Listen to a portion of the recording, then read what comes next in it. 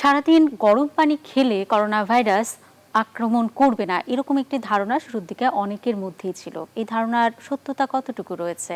সেই সাথে অনেকেই মনে করছেন যে দিনে যদি অনেকটা সময় ধরে জলীয় বাষ্প গ্রহণ করে তাহলে হয়তোবা সে আক্রান্ত হবে না। এটির সত্যতা কতটুকু? পায়ের যে জুতো রয়েছে তার মধ্য দিয়ে কি করোনা ভাইরাস বাড়িতে প্রবেশ করে, কিংবা যে শাকসবজি আমরা বাজার থেকে আনছি সেগুলোকে আমরা কিভাবে পরিষ্কার করে খাওয়া শুরু করব করোনার সংক্রমণ এড়াতে? এই যে বিভিন্ন ধরনের প্রশ্ন, এই প্রশ্নগুলো শুরুতে আমাদের মাথায় খুব বেশি ঘুরপাক খেত দর্শক। সেই প্রশ্নের উত্তর ইতোমধ্যে আপনারা নিশ্চয়ই পেয়ে গেছেন, কিন্তু তারপরেও অনেকের মধ্যেই এক ধরনের দ্বিধাদ্বন্দ্ব রয়েছে যে আসলেই এই করোনা ভাইরাসকে নিয়ে আমাদের কি ধরনের সাবধানতা অবলম্বন করা দরকার কিংবা দরকার না। এ সকল প্রশ্নের উত্তর আজ আমরা খুঁজব। আপনাদের সঙ্গে পুরোটা সময় জুড়ে আছি প্রশ্ন উত্তরে করোনা ভাইরাসে। আমি অন্তরা বিশ্বাস, আর আজ আমাদের সঙ্গে রয়েছেন যিনি, তিনি হচ্ছেন অধ্যাপক ডক্টর রিয়াজ মোবারক, শিশু রোগ বিশেষজ্ঞ। ডক্টর রিয়াজ মোবারক, আপনাকে স্বাগত জানাচ্ছি আমাদের এই আয়োজনে। আসলে বেশ কিছুদিন ধরে আমরা আলোচনা করি ভ্যাকসিন কবে আসবে, দ্বিতীয় ঢেউ আসতে যাচ্ছে কিনা, এই যে বিভিন্ন ধরনের আলোচনা, এই আলোচনার ভিড়ে যে কথাটা মানুষ খুব বেশি জানতে চায় কিংবা শুরুর দিকেই যারা আসলে সচেতন ছিল না, যে প্রশ্নগুলো খুব বেশি আসতো, সেই প্রশ্নগুলোকে আজ আমরা একটু বিশেষভাবে তুলতে চাই। যে গরম পানি যদি কেউ সারাদিন খান তাহলে কি করোনা ভাইরাস মরে যাবে কিনা? আসলে এটার কোনো গ্যারান্টি নেই, কারণ আমরা জানি যে যে কোনো ভাইরাসের জন্য, ভাইরাস কিন্তু এমনিতে খুবই একটা ভঙ্গুর একটা পার্টিকেল, যেটা একটুতেই মরে যায়, এটা ঠিক। কিন্তু করোনা ভাইরাসের যে অভিজ্ঞতা, তাতে দেখা গেছে খুব বেশি গরম পানি না হলে কিন্তু করোনা ভাইরাস মরে না। 70 ডিগ্রি ফারেনহাইটের ওপরে যদি থাকে তাহলে আমার মনে হয় যে করোনা ভাইরাস কিছুটা মরণশীল হয়। কিন্তু এখনও অনেক আমাদের কি বলে যে বৈজ্ঞানিক অনেক গবেষণা চলছে যে কত ডিগ্রিতে করোনা ভাইরাস মরে এখনও কনফার্ম করা যায়নি। আর সারাক্ষণ গরম পানি খেলেই যে করোনা ভাইরাস মরবে এমন কোনো কথা নেই। যে গরম পানিটা আমরা খাই সেটা কিন্তু করোনা ভাইরাস মারার জন্য আমরা যে পরিমাণ হিট দরকার সেরকম গরম পানি কিন্তু আমরা খাই না। তাহলে কি কারণে গরম পানি খেতে মানে বলা হয়ে থাকে? অ্যাজ হোল গরম পানি, আমাদের তো গরম পানি খেতে বলা হয় যে আমাদের মোটামুটিভাবে যাতে আমাদের যে মুখের বা নাকের পরিষ্কার পরিচ্ছন্নতা, সেটা ক্লিনলিনেসের জন্য গরম পানি ব্যবহার করলে সেটা যে ভাইরাসকে মেরে ফেলবে, এক এক রকম ভাইরাস এক এক রকম তাপমাত্রায় মারা যায়। তো সেটা আমরা বলি ক্লিনলিনেসের জন্য। ক্লিনলিনেস অবশ্যই আমাদের যে কোনো ভাইরাস থেকে আমাদের মুক্ত রাখে এবং আমাদের ইমিউনিটিকেও বৃদ্ধি করে। আমরা যদি গরম পানির ভাপও কি এই কারণেই নিতে বলা হয়ে থাকে? গরম পানির ভাপটাও ওইভাবেই আমরা নেই। গরম পানির ভাপ নিলে আমাদের একটা সুদিং এফেক্ট আসে। যেমন গলায় যদি ব্যথা হয় যে কোনো কারণে, ভাইরাল ইনফেকশনের জন্য হোক বা ব্যাকটেরিয়াল ইনফেকশনের জন্য হোক, তাহলে আমরা গরম পানির ভাপ নিলে একটু আরামও বোধ করি। এটা যে অ্যান্টিব্যাকটেরিয়াল কিংবা অ্যান্টিভাইরাল এমন কোনো তথ্য নেই। আচ্ছা, আর আরেকটা প্রশ্ন খুব আসতো আমাদের কাছে, সেটা হচ্ছে যে একই পুকুরে গোসল করলে, অর্থাৎ করোনা আক্রান্ত কেউ যদি গোসল করে যায় পুকুরে, সেই পুকুরে গোসল করা যাবে কিনা? মূলত করোনা ভাইরাসটা বাতাসের মাধ্যমে ছড়ায়। এখন পর্যন্ত আমাদের যে তথ্য পাওয়া গেছে তাতে মানুষের নিঃশ্বাস থেকে আরেক মানুষের নিঃশ্বাসে বাতাসের মাধ্যমে ছড়ায়। আর এখন আরও যে তথ্য পাওয়া যাচ্ছে সেটাতে পাওয়া গেছে যে একটা ঘরের মধ্যে যদি করোনা ভাইরাস বাতাসে বিচরণ করে তাহলে সেই বাতাস থেকে আপনি করোনা ভাইরাসে আক্রান্ত হতে পারেন। পানিবাহিত এটা কোনো ভাইরাস না, এবং আমার মনে হয় যে এই ধরনের কোনো গবেষণা হয়নি যে পানির মাধ্যমে করোনা ভাইরাস ছড়ায়। যেমন কলেরা, টাইফয়েড, কিছু পানিবাহিত আমাদের নির্দিষ্ট অসুখ আছে যেগুলো পানির মাধ্যমে যায়। কিন্তু করোনা ভাইরাসের এই ধরনের কোনো গবেষণা এখনো হয়নি। তার মানে একই পুকুরে গোসল করা যাবে? একই পুকুরে গোসল করা যাবে। এখন আপনি যদি আননোন ভাবে যদি একটা করোনা রোগী, যদি করোনা সংক্রমিত রোগী, যদি যে হয়তো কোনো সাইন সিমটম নেই, সে পুকুরে গোসল করলো, তার থেকে আরেকজনের যে হবে এটার সম্ভাবনা খুব কম। আর বাড়িতে যে পশু পাখি রয়েছে তাদের থেকে কি করোনা ভাইরাস ছড়াতে পারে? হ্যাঁ, অ্যাকচুয়ালি করোনা ভাইরাসটা পশু পাখির মধ্যে তেমনভাবে বিরাজ করে না। কোনো অ্যানিম্যাল রিজার্ভার এখন পর্যন্ত করোনা ভাইরাসের আবিষ্কার হয়নি। মানুষের মধ্যেই কিন্তু করোনা ভাইরাস থাকে এবং মানুষের থেকেই ছড়ায়। তো সুতরাং সেই ধরনের কোনো তথ্য এখন পর্যন্ত যে এটা জুনোসিস কিনা সেটাও কিন্তু এখনো কনফার্ম হয়নি। কিন্তু ডেনমার্কে যেটি দেখা গেছে, মিঙ্ক নামে একটা প্রাণী, কাঠবিড়ালির মতো অনেকটা, সেই প্রাণীর থেকে তারা বলছে করোনা ভাইরাসের একটা স্ট্রেইন সেটা বেশ বড় আকারে ছড়িয়ে গেছে এবং কয়েক মিলিয়ন মিঙ্ক তারা মেরে ফেলেছে এটাকে ঠেকানোর জন্য। ডেনমার্কের যেই তথ্যটা সেটা আমিও পড়েছি এবং সেটা শুধু ডেনমার্কেই কিন্তু এই ঘটনাটা ঘটেছে, ডেনমার্কেই কিন্তু সাসপেক্ট করা হচ্ছে। আর অন্য কোথাও কিন্তু এই ধরনের কোনো তথ্য এখনো আসেনি। যখন এইটার জেনারেলাইজেশন হবে, এই ধরনের যদি আরও কিছু তথ্য পাওয়া যায় যে এই ধরনের প্রাণীর মাধ্যমে ছড়াচ্ছে, তখন আমরা বলবো যে এটা অ্যানিম্যাল রিজার্ভার আছে এবং এটা থেকে ছড়ায়। সুতরাং এখন মানে কোনো ধরনের একটা অ্যানেকডোটাল কিংবা স্পোরডিক কিছু রিসার্চ যদি আমরা ওরকমভাবে বেশি গুরুত্বপূর্ণভাবে আমার মনে হয় দেখাটা ঠিক হবে না, সেটা আরও বেশি আতঙ্কিত করবে এবং অন্যান্য জায়গায় কিছু ঝামেলা সৃষ্টি করবে। এবং যথেষ্ট তথ্য আসলে এই মুহূর্তে নেই পৃথিবীর কাছে। একজন দর্শক আছে, আমরা একটু প্রশ্নটা নিয়ে আসি। দর্শক, আপনার নাম বলে প্রশ্নটি করুন। আমি সেলিম, নাটক থেকে বলছিলাম। হ্যাঁ, আমরা শুনতে পাচ্ছি, আপনার প্রশ্নটি করুন। আমি জানতে চাচ্ছিলাম, যারা করোনা পজিটিভ হচ্ছে, যারা আবার সেরে উঠতেছে, এরা কি পুনরায় আবার করোনা আক্রান্ত হতে পারে বা এরা কমপ্লিট ভাবে সেরে উঠতেছে কি? আচ্ছা, এই প্রশ্নটা মানে আমাদের পুরনো প্রশ্ন। আপনি যেটা জিজ্ঞাসা করছেন সেটা অবশ্যই এই ধরনের আমাদের তথ্য আছে যে খুব বেশি সংখ্যক না, খুব অল্প কিছু সংখ্যক মানুষ কিন্তু করোনায় পুনরাক্রান্ত হয়েছে এবং এর মধ্যে কিন্তু আমরা খুব বেশি খবর পাইনি যে যার একবার করোনা হয়েছে তার আরেকবার করোনা হয়েছে। তবে সারা বিশ্বে এই ধরনের তথ্য আছে যে সেকেন্ড টাইম রিইনফেকশন হতে পারে। তবে খুব বেশি এ নিয়ে বিচলিত হওয়ার কারণ নেই, কারণ এটা খুব কমন একটা জিনিস না, এটা আনকমন জিনিস। আর যদি প্রশ্নটা এটা হয় যে একজন মানুষ কয়বার করোনা আক্রান্ত হতে পারে, এর কোনো উত্তর কি এখনো পর্যন্ত আছে?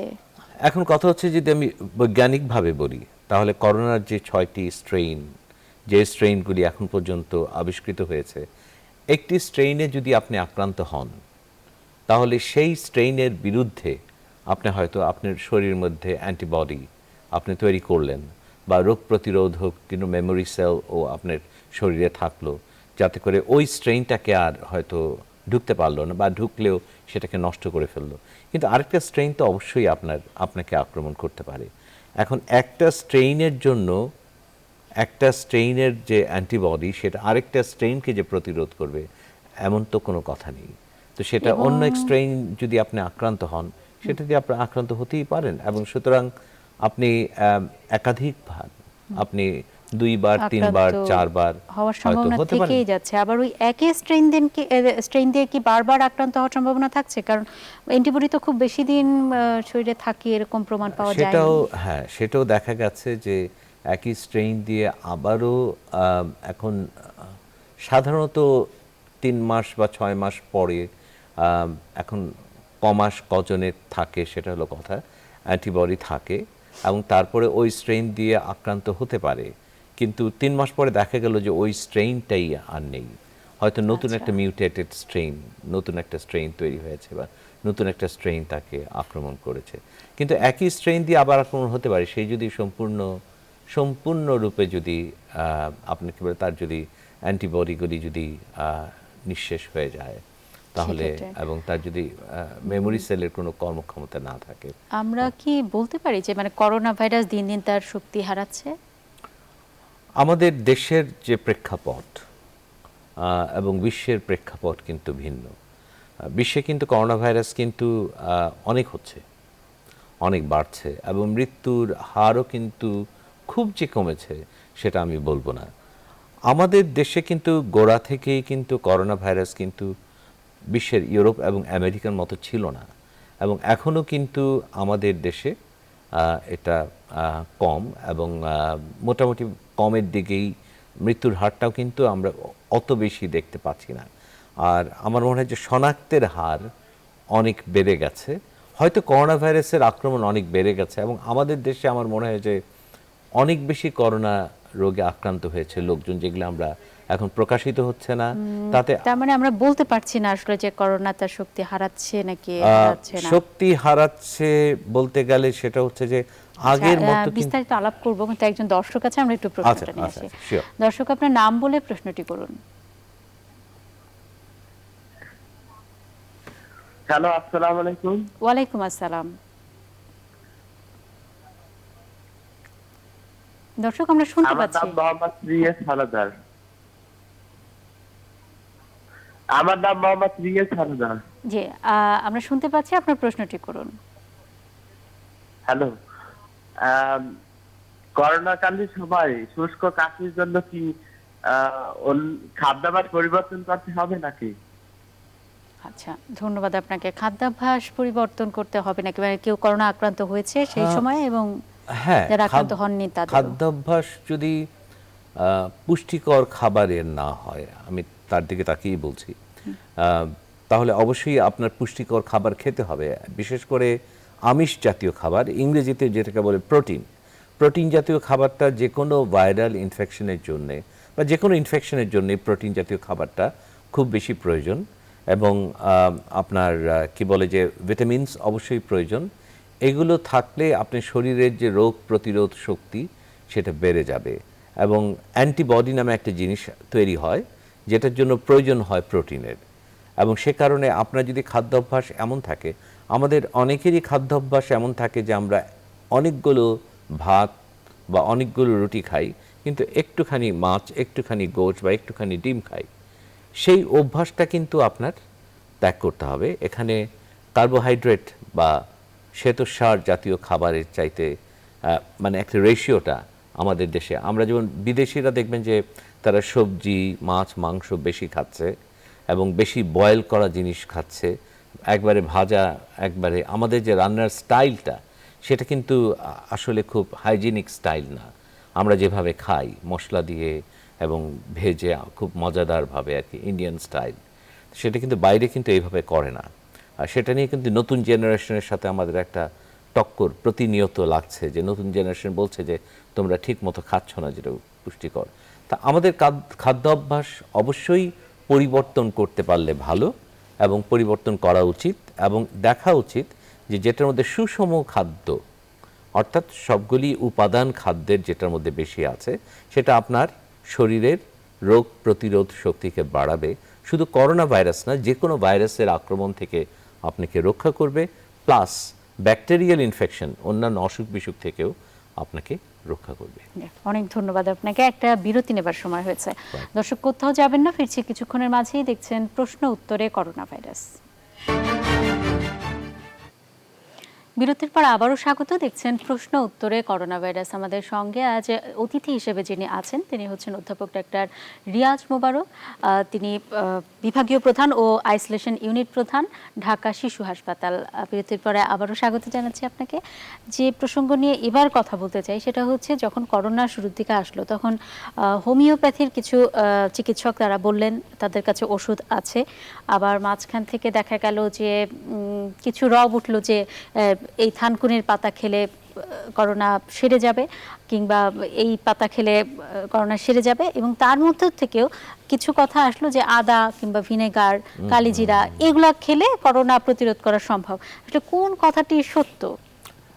আসলে আমরা কিন্তু একেবারে যে এই কথাগুলোকে উড়িয়ে দেব এমন কোনো তথ্য কিন্তু নেই। আমাদের যে পূর্বপুরুষ যারা আছে তারা কিন্তু থানকুনির পাতা, তারপর আদা, তারপরে এই ধরনের জিনিস দিয়ে কিন্তু তারা কিন্তু চিকিৎসা করত, এবং হার্বাল অনেক মেডিসিন খেয়েই কিন্তু তারা কিন্তু ভালো হতো, এবং তখনও কিন্তু ভাইরাস ছিল, হয়তোবা করোনা ভাইরাস ছিল না, অন্য কোনো ভাইরাস ছিল। তো এখন কোনটা যে কার্যকর, কোনটা বেশি, এবং ওই ধরনের জিনিসগুলো থেকে, উপাদানগুলো থেকে কিন্তু অনেক ভেষজ উপাদান থেকে কিন্তু অনেক অ্যালোপ্যাথিক মেডিসিনের ও উপাদান তৈরি হচ্ছে এখন পর্যন্ত।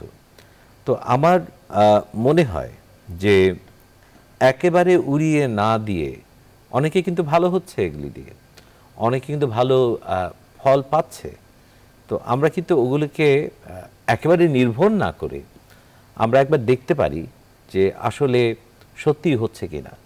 ইভেন আমরা যদি একটা এপিডেমিওলজিক্যালি যদি আমরা একটা র্যান্ডমাইজ কন্ট্রোল ট্রায়াল করি এই ধরনের জিনিস দিয়ে, সরি একটু আমি খুব টেকনিক্যাল টার্ম ইউজ করলাম দর্শকের জন্য, যে একটা গ্রুপের মধ্যে যদি আমরা এই জিনিসগুলোকে ব্যবহার করে আরেকটা গ্রুপের মধ্যে যদি নর্মালি যা অ্যালোপ্যাথিক মেডিসিন সেগুলি হচ্ছে, বা আমরা যদি অবজার্ভও করি যে যে গ্রুপটা এটা ইউজ করছে তাদের কি ফলাফল, আউটকাম কি, আর যারা ইউজ করছে না, ব্যবহার করছে না, তাদের কি ফলাফল, তাহলে কিন্তু আমরা কিন্তু বুঝতে পারবো যে আসলেই কাজ করছে কিনা। সেটাও তো একটা দীর্ঘ প্রক্রিয়া, মানে একটা সময় লাগবে। আসলে দীর্ঘ প্রক্রিয়া ছাড়া তো কোনো ফাইনাল রেজাল্টে পৌঁছানো আমাদের পক্ষে সম্ভব না। নইলে তো ভ্যাকসিন আপনি সাথে সাথেই পেয়ে যেতাম। কিন্তু ভ্যাকসিন তো যেটা মানে বলা হচ্ছে যে একটা ভ্যাকসিন আবিষ্কার করতে 6-7 বছর লেগে যায়, আমরা তো 1-1.5 বছরের মধ্যেই ভ্যাকসিন হাতে পেতে যাচ্ছি। মানে এতে কি কোনো ধরনের সমস্যা হবে কি? হ্যাঁ, সমস্যা হতে পারে, কারণ একটা ভ্যাকসিন, প্রপার ভ্যাকসিন যদি আপনি ফুল ফেজগুলিকে যদি অতিক্রম করতে চান এবং যদি ভালো একটা ভ্যাকসিন আপনি বের করে নিয়ে আসতে চান, আগে যেটা হতো যে কোনো ভ্যাকসিন 13 বছর পর্যন্ত লাগতো। আর আপনি দেখেন যে এইডসের ভ্যাকসিন, যেটা এইডস বলবো না, এইচআইভির ভ্যাকসিন, এখন পর্যন্ত কিন্তু এইচআইভির প্রপার একটা ভ্যাকসিন, কারণ প্রোটেক্টিভ অ্যান্টিবডি তৈরি করতে পারেনি অনেক জায়গায়, এখনও কিন্তু প্রপার একটা এইচআইভির ভ্যাকসিন কিন্তু তৈরি হয়নি। এবং এটা কত বছর আপনি চিন্তা করে দেখেন, বহু বছর আগে, এক্সকিউজ মি, তো বহু বছর আগে, যেমন আজ থেকে বোধহয় আমার মনে হয় যে 30 বছর আগে হবে যে এইচআইভির উদ্ভব হয়েছে বা এইচআইভি সম্পর্কে আমরা ওয়াকিবহাল হয়েছি, তারপরে কিন্তু আমরা একটা ভালো ভ্যাকসিন তৈরি করতে পারিনি। তো সুতরাং একটা ভ্যাকসিন তৈরি করতে সবগুলি 1.5 বছরের মধ্যে আপনি একটা ভ্যাকসিন তৈরি করবেন এবং 100% আপনি সেফটি দেবেন, এমন কোনো গ্যারান্টি নেই। এটা সাইড এফেক্ট হতে পারে, এটা কার্যকর নাও হতে পারে। নর্মালি অনেক ভ্যাকসিনই আমরা ইউজ করি যেটা 70% ইফেক্টিভ, আর 30% কিন্তু এটা কাজ করে না। এমনিতেই আমরা এমনিতেই অনেক ভ্যাকসিন, ফাইজার তো বললো যে তারা 90% পর্যন্ত সুরক্ষা, অন্য ভ্যাকসিনের কথা বলছি। ফাইজার যেটা দাবি করছে 90%, প্রথম আমরা হয়তো দাবি করছি, কিন্তু আপনি দেখবেন যে অনেক পার্সন আছে যাদের সিম্পল হেপাটাইটিস বি ভ্যাকসিন, তাদের কিন্তু কার্যকর হচ্ছে না। কিছু কিছু লোকও কিন্তু আছে যে ভ্যাকসিন দিয়ে তারা অ্যান্টিবডি তৈরি হয় না, সেটাও কিন্তু একটা ইম্পর্টেন্ট ফ্যাক্টর। তারপর ভ্যাকসিনের অ্যাডভার্স ইফেক্ট অফ ভ্যাকসিন আছে, যেটা ভ্যাকসিনের সাইড ইফেক্টস, এবং সেটা থেকে অনেক আরও খারাপ কিছু হতে পারে ভ্যাকসিন থেকে। আমার নিজের হাতেই আমি কোনো একটা ভ্যাকসিন দেখেছি আমার চোখের সামনে একটা বাচ্চাকে দেওয়ার পর, যেটা কোনো কিছু না, একটা এগ প্রোটিন ছিল ভ্যাকসিনসে। আমি বলেই দিই যে MMR ভ্যাকসিন যেটার মধ্যে ছিল, মিজলস, মাম্পস, রুবেলা, আমার নিজের চোখে দেখেছি যে তার ইমিডিয়েটলি একটা রিয়াকশন হলো সেই বাচ্চাটার, এবং তার হাত পা ফুলে গেল, এবং তাকে তারপর স্টেরয়েড দিয়ে অনেক কষ্টে তাকে ম্যানেজ করতে হলো। তো ভ্যাকসিনের তো সাইড ইফেক্ট থেকেই যাচ্ছে। আমরা বিস্তারিত আলোচনা করব। একটা দর্শক আছে, দর্শকের ফোনটা নিয়ে আসি আগে। দর্শক, আপনার নাম বলে প্রশ্নটি করুন। জি, আসসালামু আলাইকুম। ওয়ালাইকুম আসসালাম। গাজী শাহাবুদ্দিন মোহাম্মদপুর থেকে বলছি, ঢাকা। হ্যাঁ, আমরা শুনতে পাচ্ছি। স্যারের কাছে আমার প্রশ্নটা হলো, আমি অনুষ্ঠানটা খুব মনোযোগ দিয়ে দেখছিলাম। স্যার আমাদেরকে বললেন যে যেমন 6টি স্ট্রেইন আছে করোনা ভাইরাসের, আমি একটি স্ট্রেইন দ্বারা আক্রান্ত হলে ভবিষ্যতে কিন্তু অন্য একটি স্ট্রেইন দ্বারা আবার আক্রান্ত হতে পারি। আমার যে প্রশ্নটা স্যারের কাছে, যে আমরা যে ভ্যাকসিনের জন্য খুব আশা করে বসে আছি সারা বিশ্বের সব মানুষ, ভ্যাকসিনের যে গবেষণাগুলো চলছে, এটা কি 6টি স্ট্রেইনের উপর বেস করেই, নাকি আমি ভবিষ্যতে ভ্যাকসিন যখন আমরা কমার্শিয়ালি হাতে পাবো, আমি ভ্যাকসিন নেবার পরেও কি আবার আমার কোভিডের কোন স্ট্রেইন দ্বারা আক্রান্ত হওয়ার সম্ভাবনা আছে কিনা? খুবই গুরুত্বপূর্ণ একটি প্রশ্ন। আমরা প্রশ্নের উত্তরটি আপনার কাছ থেকে নেব, কিন্তু একটা বিরতির পর। দর্শক, কোথাও যাবেন না, ফিরছি কিছুক্ষণের মাঝেই। দেখছেন প্রশ্ন উত্তরে করোনা ভাইরাস।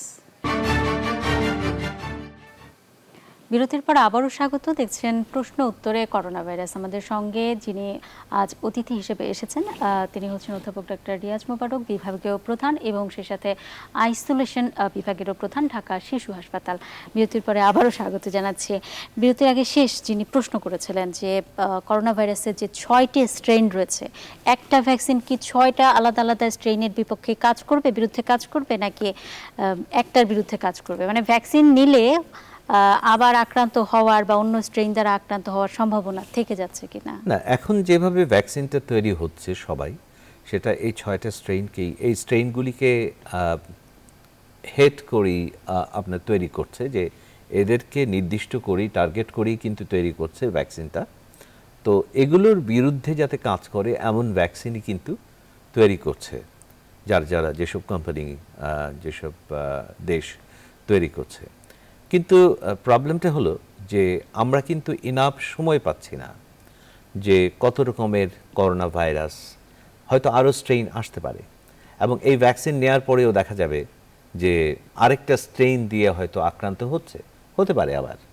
আবার ভ্যাকসিনের এফিকেসিরও ব্যাপারটা কিন্তু আমরা 100%, যদিও কোনো কোম্পানি, আপনি বললেন যে ফাইজার বলেছে 90% ইফেক্টিভ হবে আর কি, এফিকেসি থাকবে। হ্যাঁ, কারণ এফিকেসি, ইফেক্টিভনেস, এফিসিয়েন্সি তিনটা জিনিস আর কি এপিডেমিওলজিক্যাল ল্যাঙ্গুয়েজে। একটা হলো এফিকেসি, হলো যে ল্যাবরেটরির ভিতরে, আরেকটা হলো আপনার ইফেক্টিভনেস, যেটা হলো যে আমরা কমিউনিটিতে যখন যাই, আরেকটা হলো এফিসিয়েন্সি, যেটা যদি আমরা কস্ট, টাকা পয়সা হিসাব করি তখন আর কি। তো সুতরাং ল্যাবরেটরির ভিতরে একটা হয়তো ভালো কাজ করছে, যেটা ফাইজার হয়তো ল্যাবরেটরির ভিতরে পাবলিকলি না বলছে, সেটা হয়তো পাবলিকে যখন আমরা ডিসেমিনেট, পাবলিকের ভেতরে দিয়ে বলছে যে পাবলিকের মধ্যে দিয়ে বললেও, শিশু থেকে বৃদ্ধ, হ্যাঁ, সেটা যদি ইফেক্টিভনেস বলে থাকে 90%, পরে দেখা গেল যে সেটা আলটিমেটলি আরো বড় একটা পপুলেশনের মধ্যে হয়তো 90% হচ্ছে না। এবং তারপরে কিন্তু আমরা ভ্যাকসিন ব্যবহার করছি, কোনো ভ্যাকসিন কিন্তু 70% কাজ করছে, তারপরে আমরা ব্যবহার করছি, কারণ আমাদের তো কিছু একটা আশা দরকার। কিন্তু তারপরেও কিন্তু ভ্যাকসিন আমাদের না কাজ করতে পারে, বা অন্য একটা স্ট্রেইন আসতে পারে। ফ্লু ভ্যাকসিনে যেমন হয়, ফ্লু ভ্যাকসিনে গত 3 বছরের ফ্লু ভাইরাসকে অ্যাসর্টমেন্ট বলতে মিক্স করে আমরা একটা ভ্যাকসিন তৈরি করি, যাতে গত 3 বছরের এক্সপেরিয়েন্স দিয়ে। কিন্তু আমাদের তো এরকম এক্সপেরিয়েন্স করোনার জন্য খুব বেশি দিনের এক্সপেরিয়েন্স না। আর আপনারা তো আমাদেরকে করোনা ভ্যাকসিন তৈরি করার জন্য দীর্ঘ সময়, 13 বছর 14 বছর, যেমন এইচআইভির ভ্যাকসিন, সেই 30 বছর আগে থেকেই শুনছি যে এইচআইভির ভ্যাকসিনের প্রচেষ্টা চলছে, কিন্তু এখন পর্যন্ত কিন্তু একটা ইফেক্টিভ ভ্যাকসিন তৈরি হয়নি। তো সেটা তো আপনারা দিচ্ছেন না। তো সুতরাং সেই কারণে এই ভ্যাকসিনটা কতখানি কার্যকর হবে সেটা বলা এখনও মুশকিল। আর কার্যকর হলে তখন তো আমরা দেখতে পাবো, এবং তারপরে আমাদের কিছুটা রিস্ক নিয়ে তো এই ভ্যাকসিনটা আমাদের দিতে হবে, কারণ আমাদের মর্টালিটি, সারা বিশ্বের একটা প্যান্ডেমিসিটি, এই সব কিছু মিলিয়ে কিন্তু আমরা একটা বিপদের মধ্যে আছি। সুতরাং আমাদের ভ্যাকসিনকে একটা আশার আলো হিসেবেই দেখতে হবে এখন পর্যন্ত। তারপরেও দেখা যায় যে পৃথিবীর অনেক জায়গায় কেউ আছেন কোনো ভ্যাকসিনই নেবেন না, তারা শরীরে কোনো ধরনের ভ্যাকসিন নেবেন না। এটার কারণটা কি? সেটা ধরেন অনেকগুলি কারণ আছে, এটার ব্যাপারে ডিটেল আলাপ করতে গেলে অনেক কিছু আলাপ করতে হয়, সময় তো নেই। তো অনেকে এই ধরনের ভ্যাকসিন, আমি কোনো এক বড় ভাই বন্ধুকে চিনি, বা প্রফেসর, সে ডাক্তার প্রফেসর, সে কখনোই ভ্যাকসিন নেয়নি এবং নেবে না। তার বাচ্চাকেও ভ্যাকসিন দেয়নি, এবং ইভেন যে চাইল্ডহুড ভ্যাকসিন সেটাও দেবে না। সেটা তার ব্যক্তিগত একটা মানে ডিসিশন। আমি জানি যে আমার এক আমেরিকান খুব প্রখ্যাত ডাক্তার, চিকিৎসক ক্লাসমেট আছে, সে তার 2 ছেলের বউ সব ডাক্তার। সে আমাকে বলেছে সে কখনোই ফ্লু ভ্যাকসিন নেবে না। ফ্লু ভ্যাকসিন এগুলো সংখ্যা নিশ্চয়ই খুব কম, অনেক চিকিৎসকই আসলে এগুলো সংখ্যা অনেক কম। এবং আপনি জানেন যে একটা গ্রুপ অফ পিপল আছে পৃথিবীতে যারা অন্যের রক্ত পর্যন্ত নেবে না, মরে যাবে। আচ্ছা, অন্যদিন নিশ্চয়ই আমরা বিস্তারিত আলাপ করতে পারবো কি এটার পেছনে কারণ, কিন্তু আজকে আর সময় নেই। অনেক ধন্যবাদ আমাদের আমন্ত্রণ গ্রহণ করবার জন্য। দর্শক, আপনাদেরকে অনেক ধন্যবাদ এতক্ষণ আমাদের সঙ্গে থাকবার জন্য। আজকের মতো এই পর্যন্তই। শুভরাত্রি।